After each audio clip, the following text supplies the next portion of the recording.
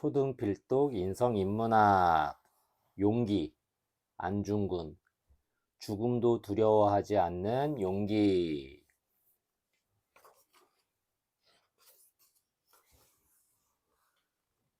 인문학 맛보기. 안중근 1879년에서 1910년 독립운동가. 정의로운 민족의 영웅 안중근. 안중근은 우리나라가 일본에게 주권을 빼앗겼을 때 목숨을 바쳐 싸운 독립운동가예요. 만주 하얼빈역에서 일본 총독 이토 히로부미를 저격하여 조선 독립의 의지를 세계 여러 나라에 알린 민족의 영웅이지요. 안중근은 일본 법정의 재판관이나 간수들도 존경할 만큼 평생 용감하고 정의로운 인생을 살았어요. 인문학 인물탐구 1. 총 잘 쏘는 소년. 네가 어머니보다 먼저 죽는 것을 불효라 생각하면 이 어미는 웃음거리가 될 것이다. 너의 죽음은 한 사람의 것이 아닌 조선인 전체의 공분을 짊어진 것이다. 네가 항소한다면 그건 일제의 목숨을 구걸하는 것이다. 나라를 위해 딴 마음 먹지 말고 죽어라. 아마도 이 어미가 쓰는 마지막 편지가 될 것이다. 수의를 지어보내니 이 옷을 입고 가거라. 수의, 목숨수, 옷의. 사람이 죽었을 때 마지막으로 입는 옷. 1910년 2월 14일 이토 히로부미 일본 총독을 살해한 일로 사형 선고를 받은 안중근에게 어머니가 보낸 편지예요. 총독, 다총, 감독할 독.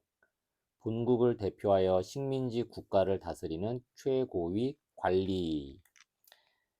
세상에 아들이 죽기를 바라는 어머니가 어디 있을까요? 게다가 안중근은 아내와 자식들을 둔 가장이에요. 어머니가 이런 편지를 쓸 수밖에 없는 것은 그 죽음이 나라를 위한 의로운 선택이었기 때문이에요. 안중근은 1879년 9월 2일 황해도 해주에서 태어났어요. 고종이 왕 위에 오른 지 16년 되던 해였어요. 이 시기 조선은 매우 혼란스러웠어요. 일본의 협박으로 강화도 조약을 맺은 게 3년 전이었어요. 원래 조선은 일본과 가까워지는 것을 원치 않았지만 당시에는 너무 힘이 약했어요.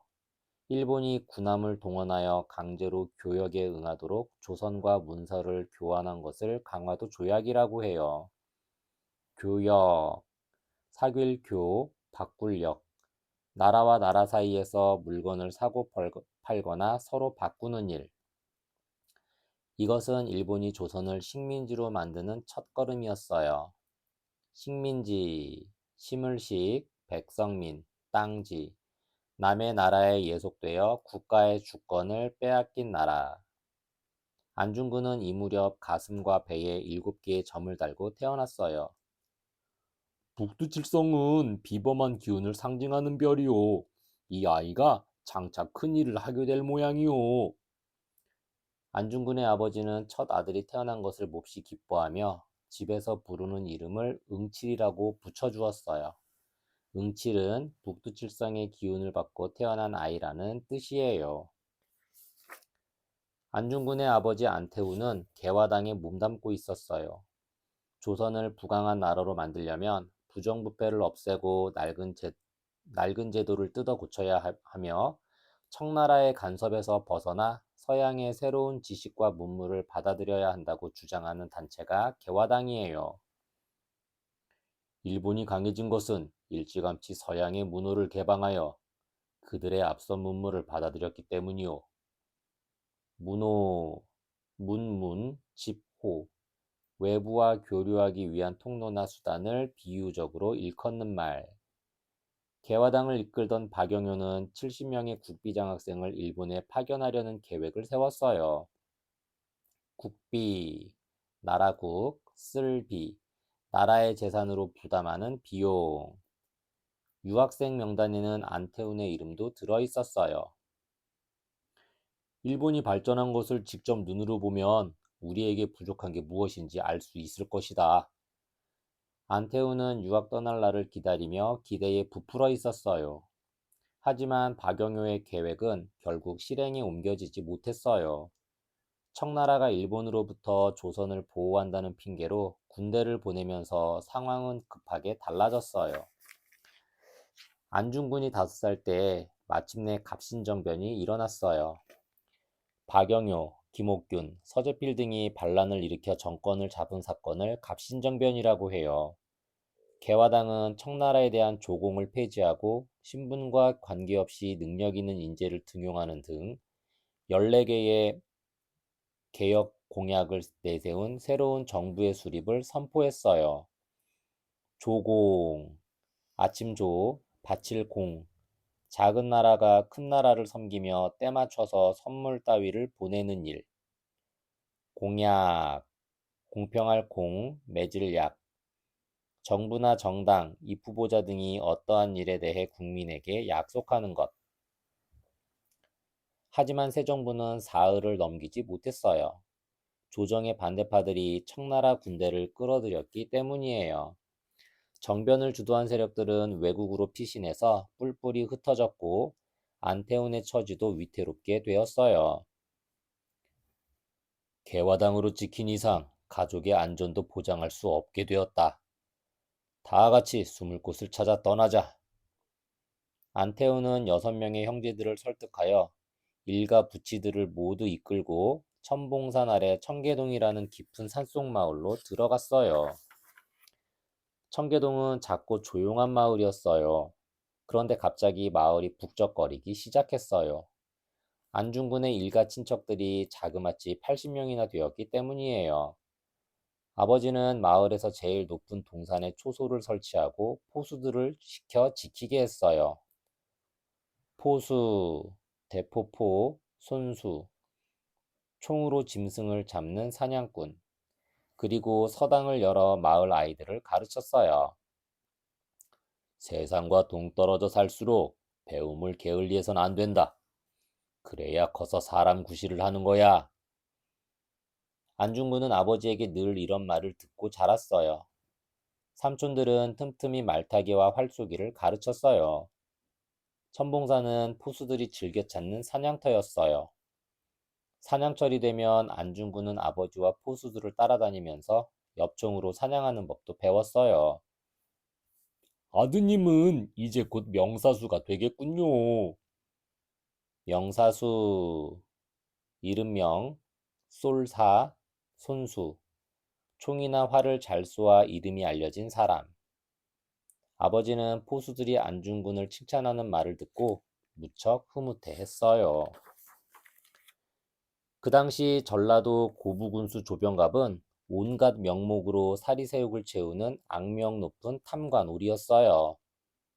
탐관오리, 탐낼 탐, 벼슬 관, 더러울 오, 벼슬아치 리. 백성의 재물을 탐내어 빼앗는 행실이 나쁜 관리. 저수지공사에 농민들을 동원하여 일을 시키고 제멋대로 물값을 뜯어가기도 했지요.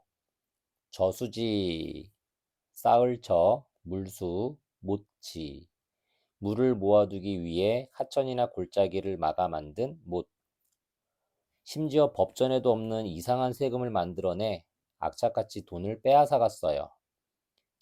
이웃끼리 싸우면 싸움새, 부모한테 잘못하면 불효새, 놀기 좋아하는 놈은 노름새를 내야 한다. 우리 모두 굶어 죽게 생겼습니다.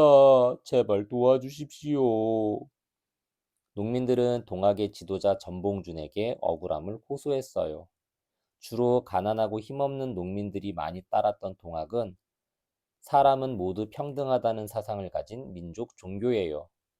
전봉준은 농민들의 부탁을 받고 관하로 찾아가 가혹한 세금을 줄여달라고 말했지만 조병갑의 횡포는 오히려 더 심해질 뿐이었어요.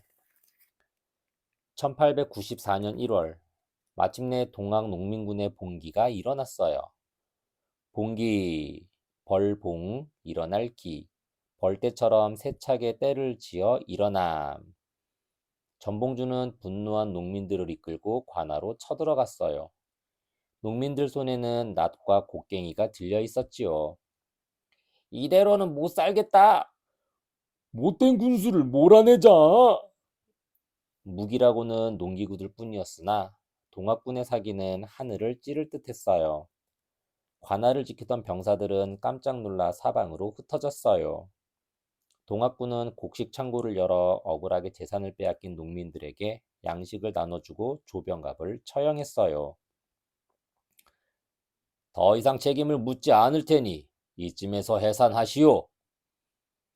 조정에서 온 조사관은 일단 동학군을 집으로 돌려보냈어요. 하지만 곧바로 동학군을 반란의 무리로 규정하고 사건과 관계없는 다른 지역 농민들까지 역적으로 몰았어요. 규정, 법규, 정할청, 내용이나 성격, 의미 따위를 밝혀 정함. 결국 이 일은 동학농민운동의 시초가 되었어요. 전라도 고부에서 시작된 동학은 전라도는 물론 충청도, 경상도로 순식간에 들불처럼 번져나갔어요. 다급해진 조정은 청나라의 군사를 요청했어요. 그러자 일본도 덩달아서 군대를 동원했어요. 동학농민운동은 3.1운동의 시초가 되었지만 조선이 일본의 식민지가 된 1910년까지 동학농민운동에 참여한 농민들은 동비라는 이름의 역도로 불렸어요. 역도, 거스를 역, 무리도, 나라를 배신한 역적의 무리. 또 이 무렵에는 가짜 동학군 무리도 나타나 백성들의 재산을 마구 빼앗는 일도 생겼어요. 그러던 1894년 12월, 안태우는 황해도 관찰사의 편지를 받았어요. 동학군이 몰려오고 있습니다. 숫자가 너무 많아서 역부족이니 도와주십시오. 역부족, 힘력, 안일부, 발족, 힘이나 기량 따위가 부족함. 안태우는 동학군 때문에 외국 군대가 우리나라로 들어온다고 생각하여 관청의 편에 서기로 했어요. 16살의 안중근도 아버지를 따라 나섰어요. 진실은 동전의 앞뒷면처럼 양면성을 띠기도 해요. 양면성, 두양, 난면, 성품성. 한 가지 사물에 속해 있으면서 서로 맞서는 두 가지 성질. 보는 방향에 따라서 다른 모습이 나타난다는 말이에요. 어쩌면 동학농민운동도 그런 경우라고 할 수 있어요. 이때 조정은 각각 청나라, 일본, 러시아 등 외국에 의지하는 세력들이 권력을 다투는 중이었어요. 정말 이 시기 조선의 정치가들은 무능하기 짝이 없었어요. 국내 문제로 외국 군대를 끌어들일 지경이었으니까요. 청나라와 잘 지내면 일본으로부터 조선을 지켜주겠지. 아니야, 일본과 친해야 청나라 간섭을 막을 수 있어. 나라를 다스린다는 사람들이 이런 생각만 하고 있었어요. 결국 일본이 가장 드세게 개입하여 동학군을 탄압하자 탐관오리를 몰아내려고 일어났던 동학군의 외침도 달라졌어요. 개입, 낄개, 들립, 자신과 직접 관계없는 일에 끼어드는 것. 일본을 몰아내고 외세를 몰아내자. 그럴수록 일본은 더욱 사나운 기세로 밀고 들어왔어요. 결과적으로 외국 군대가 우리 땅에 들어오게 된 것은 조정의 무책임한 대응에서 비롯된 일이지만 겉모습만 보면 동학군 탓으로 여길 수도 있는 거예요. 당시 명성황후는 러시아의 힘을 빌려 일본에 대항하려다 잔인하게 살해당하고 말았어요. 일본은 천인 공노할 범죄를 저지르고도 일본 정부와는 상관없는 사건이라고 발뺌을 했어요. 천인공노, 하늘천, 사람인, 한 가지 공, 성넬로. 하늘과 사람이 함께 분노할 만큼 도저히 용납할 수 없다는 뜻. 내가 반드시 조선의 원한을 갚고 말 것이다. 이때부터 안중근은 항일의 의지를 불태웠어요. 항일, 겨룰 항, 나일. 일본 제국주의에 맞서 싸움. 1905년 11월 조선의 식민지로 만드는 책임자로 파견된 이토 히로부미는 대궐 앞에 군사들을 대기시킨 뒤 노골적으로 고종 임금을 협박했어요. 조선이 부강한 나라가 될 때까지 외국과의 관계를 우리 일본이 감독한다는 내용입니다. 우리 천황 폐하의 뜻이니 알아서 사인하시오. 조선의 주권을 부정하는 조약에는 절대 사인할 수 없소. 고종은 끝까지 거부했지만 이토 히로부미는 눈도 끔쩍하지 않았어요. 사흘 동안 끈질기게 고종을 협박하던 이토 히로부미는 이완용, 이근택, 이지용, 박재순, 권중현 등을 매수하여 결국 사인을 받아내고 말았어요. 을사년에 강제로 이루어진 이 조약을 을사늑약이라고 해요.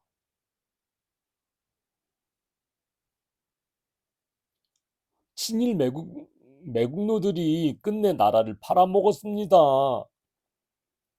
매국노, 팔매, 나라국, 종노, 개인의 이익을 위해 나라를 남의 나라에 팔아먹은 사람.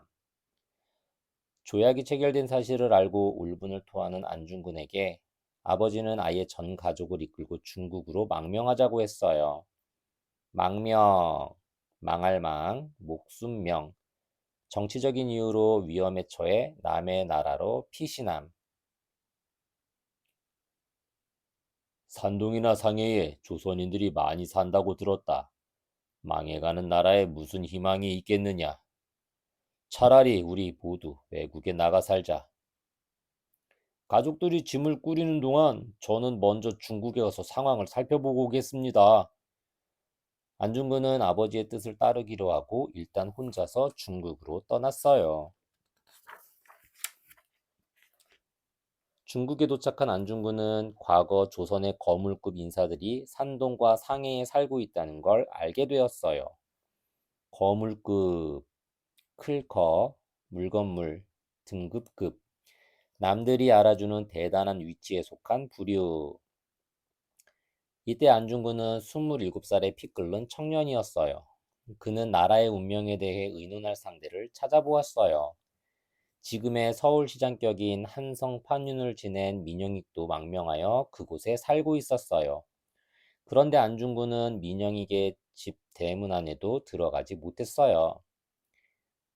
우리 대감은 조선인을 만나지 않는단 말이오. 안중근은 차마 하인의 말을 믿을 수가 없었어요.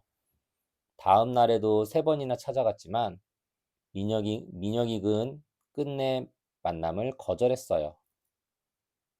화가 난 안중근은 집안에 대고 큰 소리로 외쳤어요. 조선인이 조선인을 안 만나고 대체 누굴 만난다는 겁니까? 대감처럼 높은 자리에 있는 양반들 때문에 나라가 이 지경이라 얼굴이 부끄러워 그러십니까? 안중근은 몹시 실망하여 발길을 돌렸어요. 다른 유력자들도 민영익과 크게 다르지 않았어요. 유력자, 있을류, 힘력, 사람자, 세력이나 재산이 있는 사람. 안중근은 아버지의 권유로 천주교 신자가 되었는데 토마스가 바로 안중근의 세례명이에요. 세례명, 씻을 새, 예도례, 이름명, 천주교 등 종교단체에서 일정한 의식을 하고 받는 이름. 황해도 해주에서 안중근에게 프랑스 말을 가르쳐준 신부님은 그 무렵 상해에 머물고 있었어요. 신부님은 안중근에게 뜻밖의 조언을 해주었어요. 조언, 도울조, 말씀언, 말로 거들어서 깨우치거나 도움을 주는 것. 토머스, 망명은 신중하게 생각하시오. 모두가 자네와 같은 마음이라면 결국 조선은 텅 비게 될 것 아니오? 신부님, 그럼 제가 어찌해야 하겠습니까? 제일 중요한 건 교육으로 사람들을 깨우치는 것이오. 2천만 조선인이 단결하면 강제 조약 따위는 한낱 종이 쪽에 불과하게 될 것이오. 안중근은 신부님의 말에 큰 감명을 받았어요. 아버지께 학교를 열자고 말씀드리겠습니다. 안중근은 곧바로 신부님과 작별하고 서둘러 조선으로 돌아왔어요. 하지만 아버지는 이미 세상을 떠난 뒤였어요. 안중근에게는 남동생이 둘 있었는데 둘의 이름은 안정근과 안공근이에요. 아버지를 잃고 한동안 슬픔에 잠겨있던 안중근은 가족들을 이끌고 청계동을 떠나 평안도의 진남포로 이사하면서 두 동생에게 말했어요. 망해가는 나라의 미래가 청소년들에게 달려있다. 우리 삼형제의 힘으로 훌륭한 인재들을 키운다면 저승에 계신 아버지도 기뻐할 것이다. 미래, 안일미, 올래, 앞으로 올 때를 가리키는 말.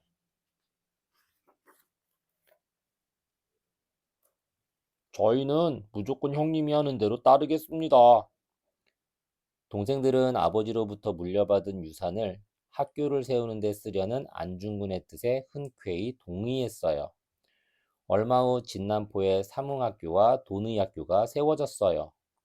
안중근은 안창호 선생을 비롯한 애국지사들을 학교에 초청하여 강연회를 열고 군대식 훈련을 실시하여 학생들을 든든한 일꾼으로 키워냈어요. 애국지사, 사랑해, 나라국, 뜻지, 선비사, 나라를 위해 자기 몸과 마음을 다 바쳐 헌신하는 사람. 안중근은 자신이 세운 두 학교를 민족 교육의 터전으로 만들기 위해 전 재산을 쏟아 부었어요. 1907년 6월, 네덜란드 헤이그에서 만국 평화회의가 열렸어요. 이 회의는 해마다 세계 각국의 지도자들이 모여 나라와 나라 사이의 다툼을 평화적으로 해결하기 위해 토론을 벌이는 행사예요. 고종은 이 행사에 3명의 밀사를 보냈어요.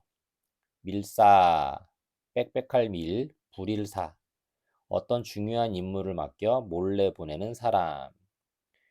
일본의 부당한 행위를 고발하고 도움을 청하려는 거예요.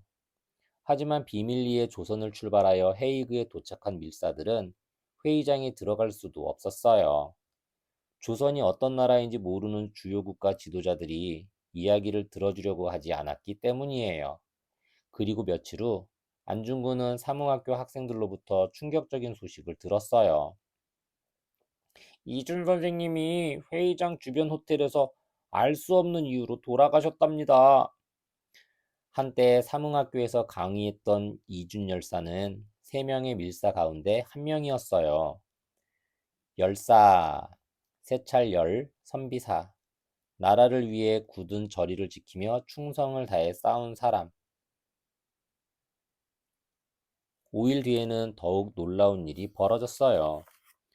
고종은 이 사건이 있기 전인 1897년 11월 12일에 조선의 국호를 대한제국으로 바꾸고 황제 즉위식을 가졌어요. 오래전부터 황제라는 칭호는 중국의 왕만 사용했어요. 그러다 일본이 중국을 중내내 자기들의 왕을 천황이라고 불렀어요. 고종은 우리도 중국과 일본에 못지않은 주권을 가진 나라로서 다른 나라의 간섭이나 지배를 받지 않겠다는 뜻으로 대한제국을 선포한 거예요. 선포, 베풀선, 펼포, 세상에 널리 알림. 하지만 이토 히로부미는 헤이그 밀사 사건의 책임을 물어 고종을 폐위하고 군대를 해산시켰어요. 폐위, 폐할 폐, 자리위, 왕이나 왕비 등의 지위를 빼앗음. 그리고 아직 돌아오지 못한 2명의 밀사에게 사형을 선고했어요. 이제 조선은 황제의 나라는 고사하고 일본의 식민지가 되는 일만 남았구나. 안중근은 화가 치밀어 올라 큰 한숨을 내쉬었어요. 고민하던 안중근은 결국 의병으로 활동하기로 결심했어요. 교육으로 나라를 구하기에는 상황이 너무 급했어요. 인문학 인물탐구 2. 나는 대한국인이다.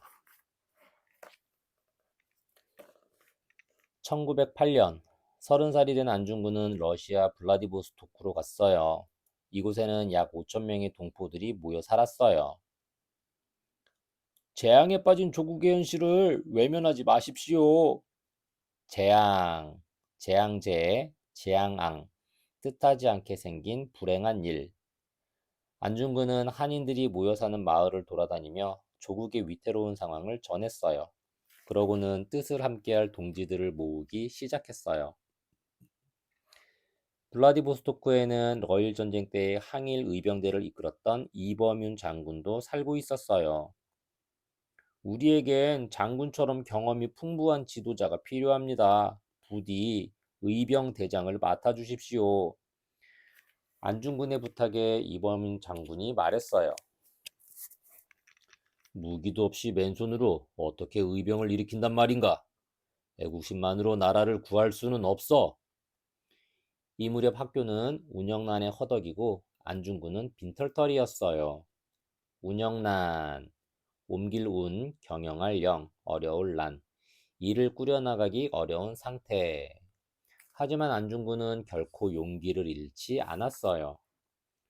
조국의 흥망이 눈앞에 닥쳤는데 하늘의 처분만 기다리고 있을 순 없습니다.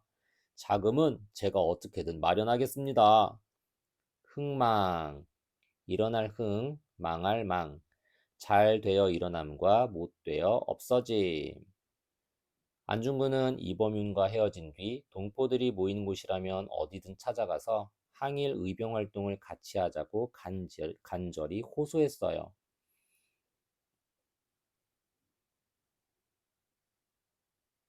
몸은 떠나 있어도 우린 조선 사람이요. 함께 합시다. 두 명의 청년이 제일 먼저 동지가 되었어요. 안중근은 그들과 함께 동의회라는 모임을 만들고 다시 회원 모집에 나섰어요. 안중근의 열정에 감동한 청년들이 하나 둘씩 모여들어 마침내 300명에 달하는 대한의병대가 결성되었어요. 나라를 구하는 일에 우리도 힘 닿는 데까지 도울게요. 동포들은 십시일반으로 성금을 모았어요. 십시일반, 열십, 숟가락시, 한일, 밥반. 밥 10숟가락을 모아 밥 한 그릇을 만든다는 뜻으로 여럿이 조금씩 힘을 합치면 한 사람을 도울 수 있다는 말. 이때 이범유는 대한의병대 총대장에 추대되고 안중근은 참모 중장에 임명되었어요.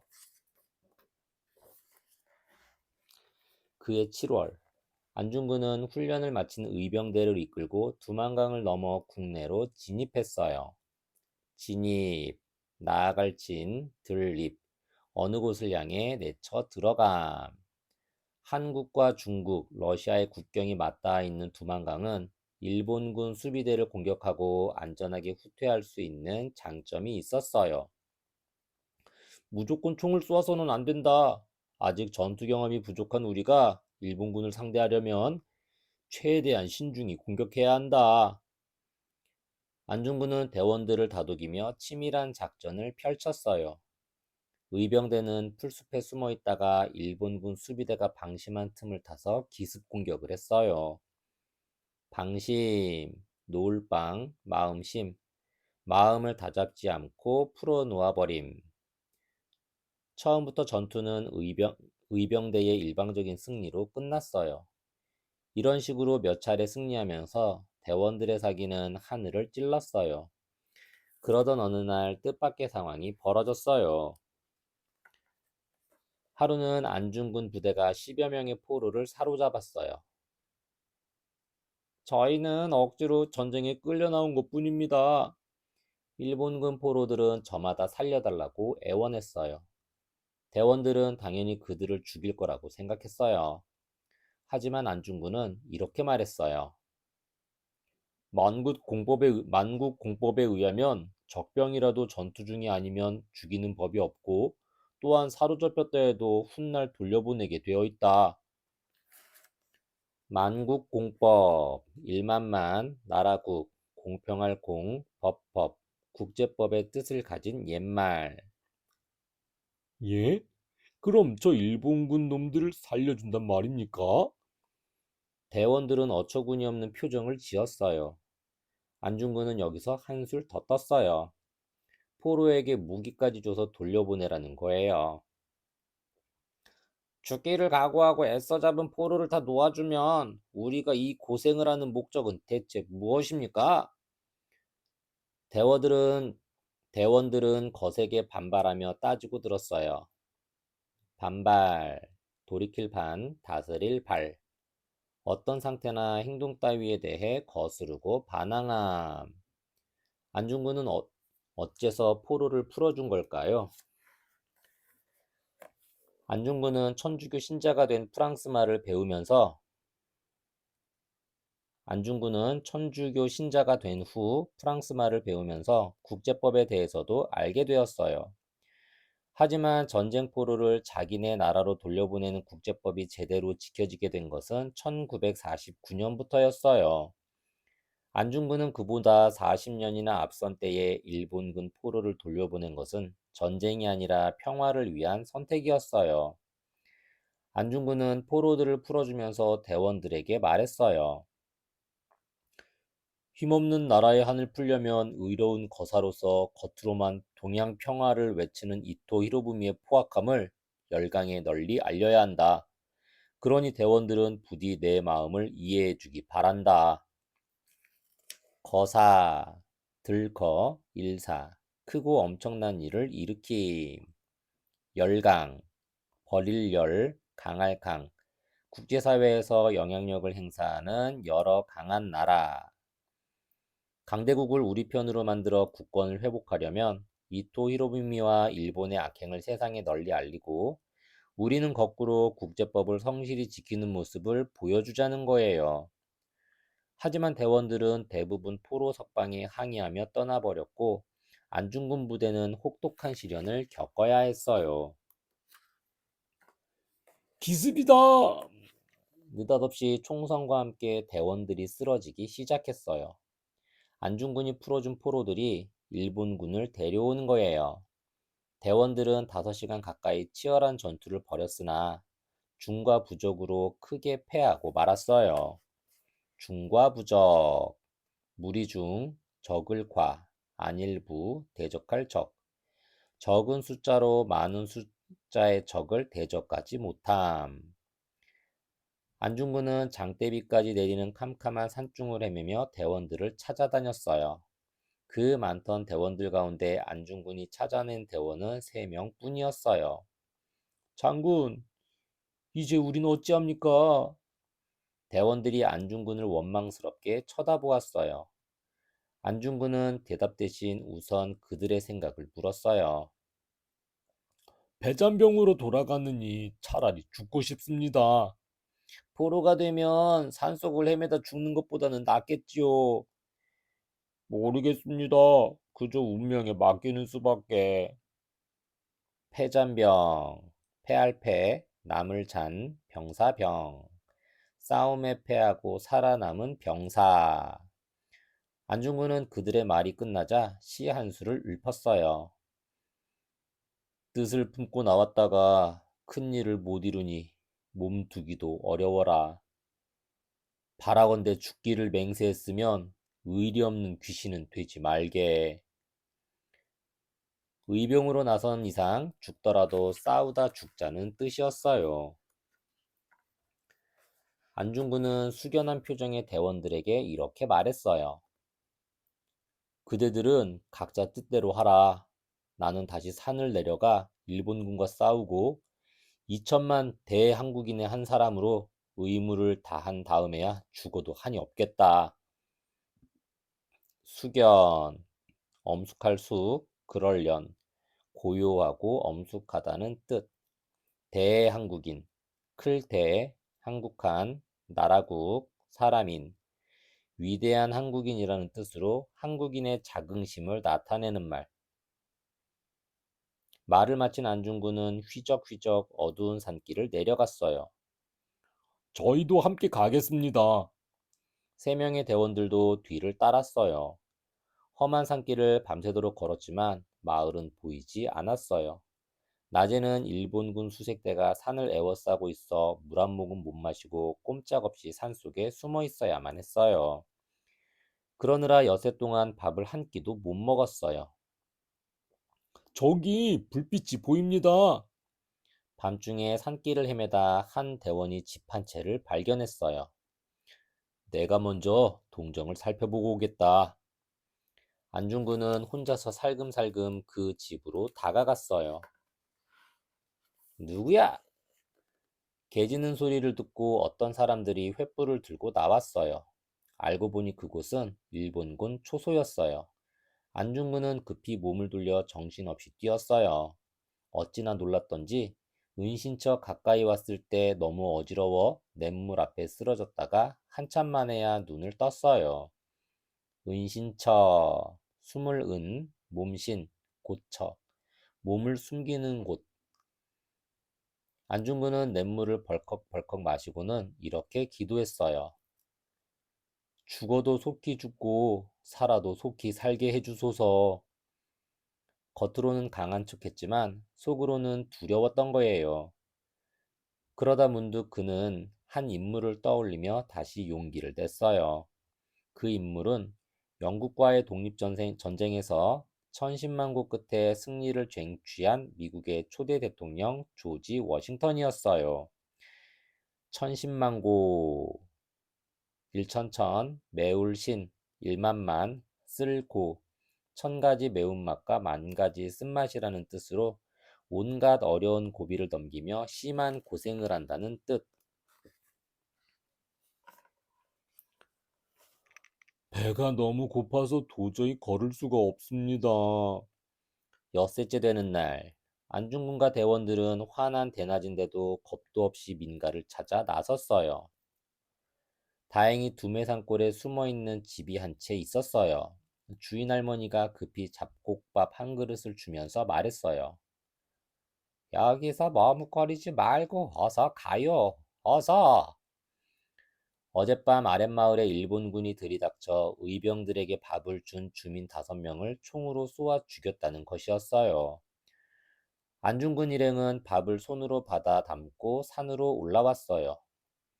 엿새 만에 처음으로 꿀맛 같은 밥 한 덩이를 나눠 먹고 네 사람은 다시 엿새를 굶은 뒤에야 밥 한 끼를 먹었어요. 두만강 입구에 사는 노인이 나물과 밥을 내주면서 말했어요.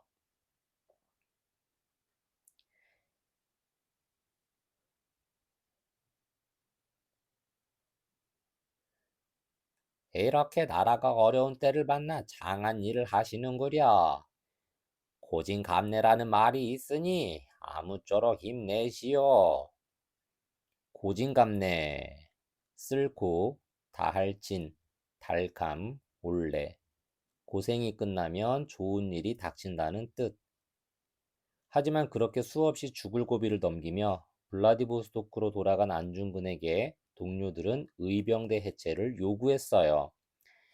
해체, 풀해, 몸체, 단체 따위가 흩어지는 것. 포로를 석방하여 의병대를 위험에 빠뜨린 동지와는 절대 뜻을 함께할 수 없소. 끝내 대한의병대는 뿔뿔이 흩어지고 말았어요. 그래도 안중근은 끝까지 독립운동을 포기하지 않았어요. 1902년 연추아리 마을에 11명의 동지들이 모였어요.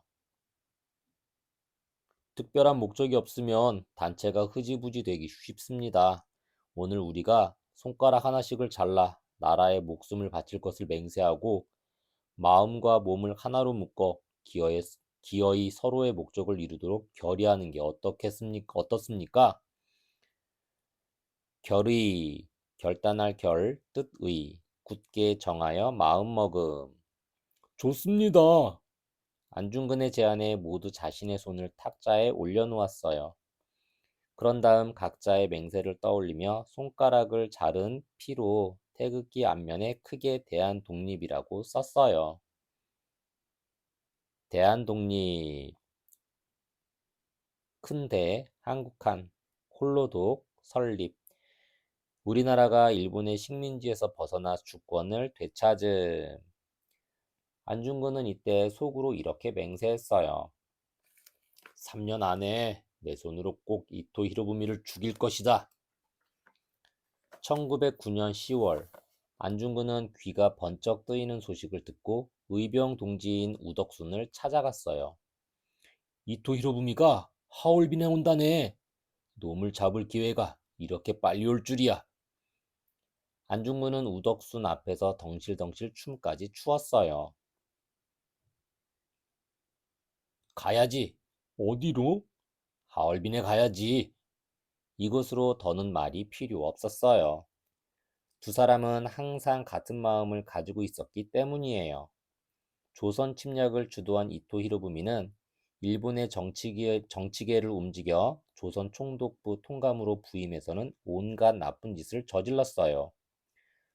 주도, 주인주, 인도할 도.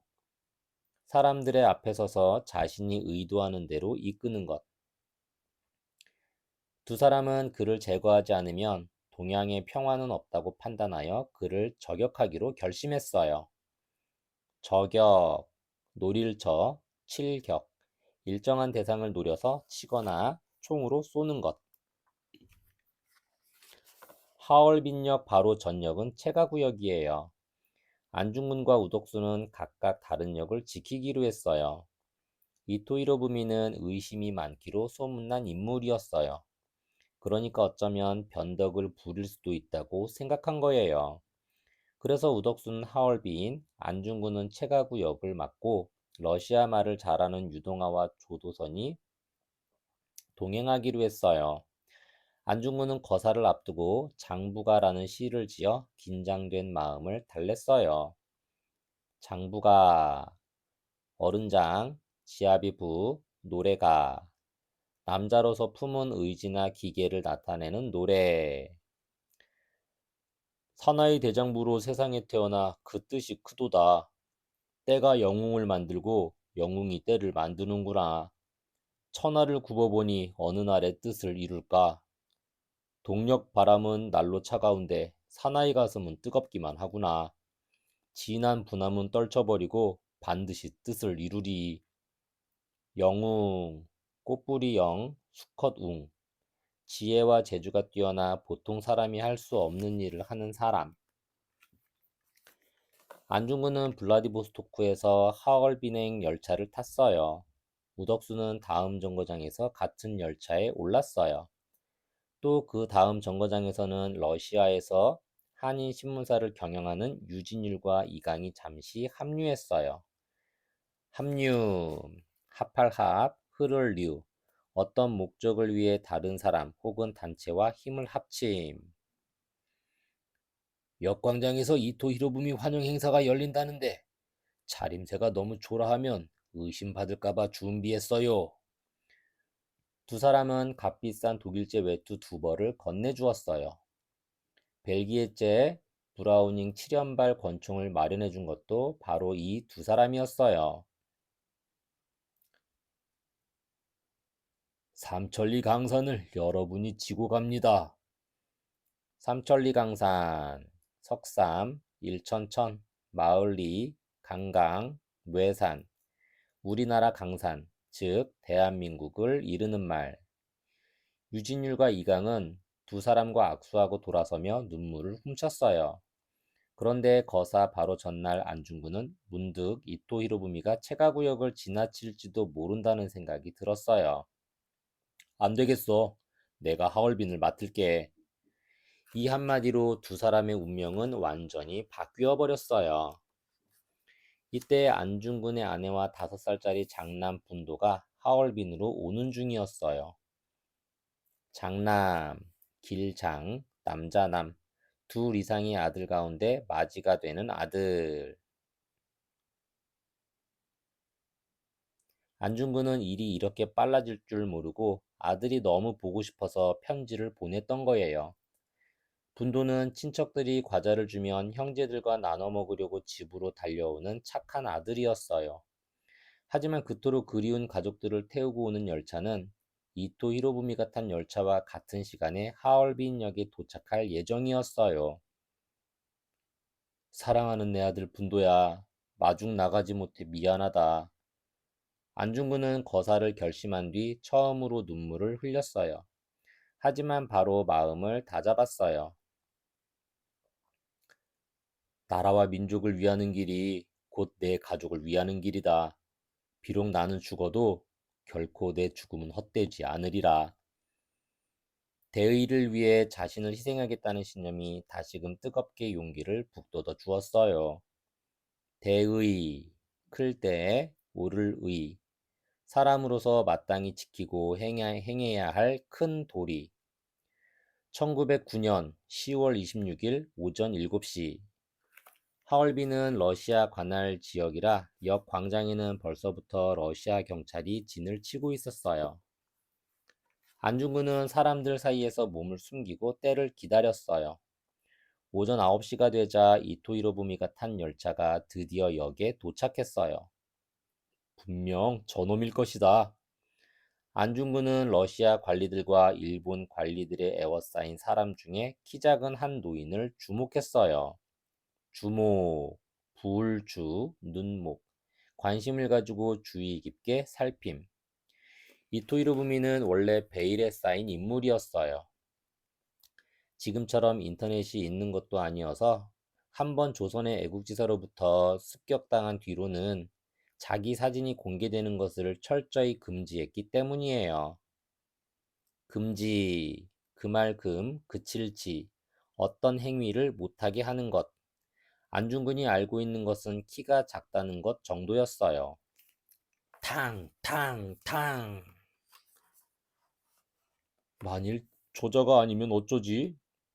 안중근은 권총을 3발 쏘는 것과 동시에 그 뒤쪽 고위관리로 보이는 남자들을 향해 3발을 더 쏘았어요. 둘 다 아니면 낭패가 아닌가?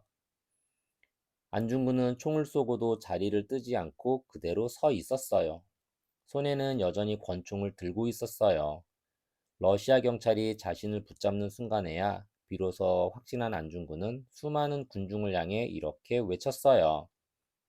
확신, 굳을 확, 믿을 신, 굳게 믿는 마음.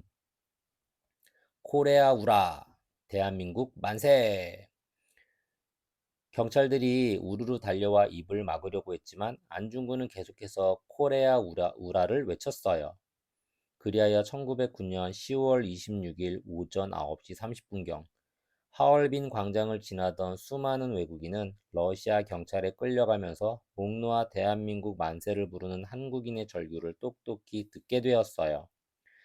안중근은 하얼빈역이 러시아 관할임을 알고 일부러 러시아 말로 대한민국 만세를 외쳐서 더욱 많은 외국인들에게 조선의 의지를 알리고 싶었던 거예요. 관할, 대롱관, 다스릴 할, 어떤 권한을 가지고 통제하거나 지배하는 범위. 안중근의 저격 사건이 전 세계에 알려지면서 일본은 충격과 공포에 휩싸였어요. 이토 히로부미는 총리를 4번이나 지낸 인물이에요. 자신들의 지도자가 한낱 개인의 총탄에 쓰러졌다는 사실을 숨기려고 일본 경찰은 끊임없이 안중근을 회유했어요.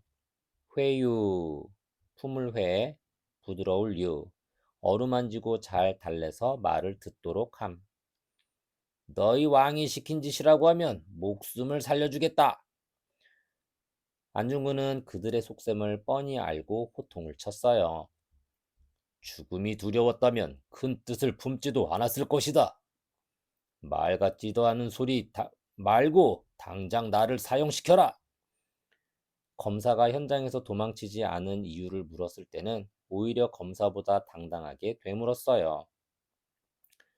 마땅히 할 일을 한 것뿐인데 내가 왜 도망치는가? 그동안 일본의 위협에 시달려온 중국의 각 신문은 재판 과정을 처음부터 끝까지 상세하게 다루면서 적극적으로 일본에 저항하도록 중국인들을 자극했어요. 그동안 일본의 위협에 시달려온 중국의 각 신문은 재판 과정을 처음부터 끝까지 상세하게 다루면서 적극적으로 일본에 저항하도록 중국인들을 자극했어요. 일본은 서둘러 안중근을 사용했지만 그의 의로운 죽음은 훗날 상해 임시정부 수립과 3.1운동의 기폭제가 되어 결국 대한독립이라는 대업을 완성할 수 있었답니다. 기폭제, 일어날 기, 불터질 폭, 약제제, 큰일이 일어나는 계기가 된 일. 또 다른 인성 다지기 1. 볼견, 위태할 위, 이를 치, 목숨명, 견위 치명. 나라가 위태로울 때 자기의 목숨을 나라에 바친다는 뜻으로 자신에게 가장 소중한 것을 큰 뜻을 이루기 위해 아낌없이 바친다는 말이에요. 견위치명. 견위치명이란 나라가 위태로울 때 자기의 몸을 나라에 바친다는 뜻입니다. 논어에 나오는 글로 견위치명, 견득 사이를 짝으로 쓰는 말이에요. 나라가 위태로움을 보면 목숨을 바치고 이득을 보면 의로움을 생각한다는 뜻이지요. 또 이 글은 안중근이 감옥에서 붓글씨로 써서 더 유명해졌어요. 안중근은 이 글을 가장 좋아했고 또 몸소 이것을 실천했어요. 안중근의 가족은 특히 우애가 깊고 화목하여 부부, 자식, 손자 등 3대가 어울려 살았어요. 안중근도 아버지가 돌아가신 뒤 어머니를 모시고 살았고 유독 효성이 지극했어요.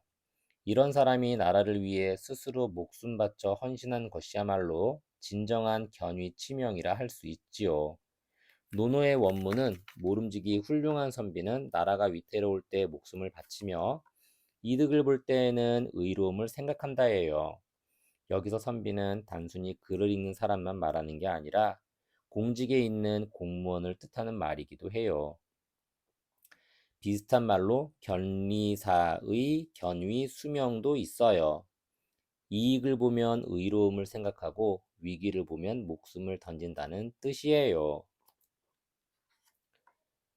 또 다른 인성 다지기 2. 죽일 살, 몸신, 이룰 성, 어질인, 살신성인. 자기의 몸을 희생하여 인을 이룬다는 뜻으로 옳은 일을 위해 가장 소중한 것도 아끼지 않는다는 말이에요. 이는 남을 사랑하고 어질게 행동하는 것을 말해요. 살신성인. 살신성인이란 자기의 몸을 희생하여 인을 이룬다는 뜻입니다. 살신성인은 논어에 나오는 말이에요.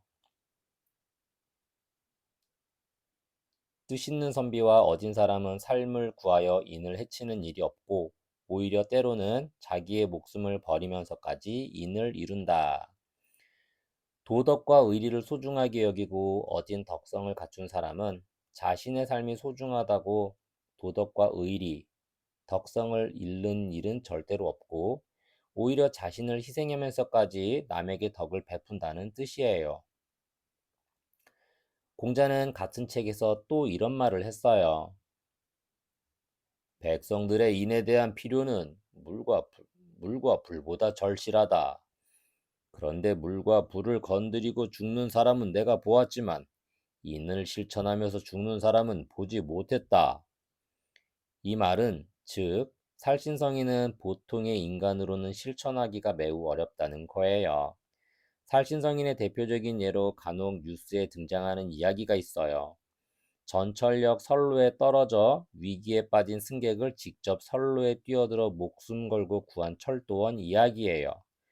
보통 사람이라면 자신이 사고를 당할 수도 있는데 짧은 시간에 이런 결정을 하기 쉽지 않기 때문에 참다운 살신성인의 모델이라고 하는 거예요.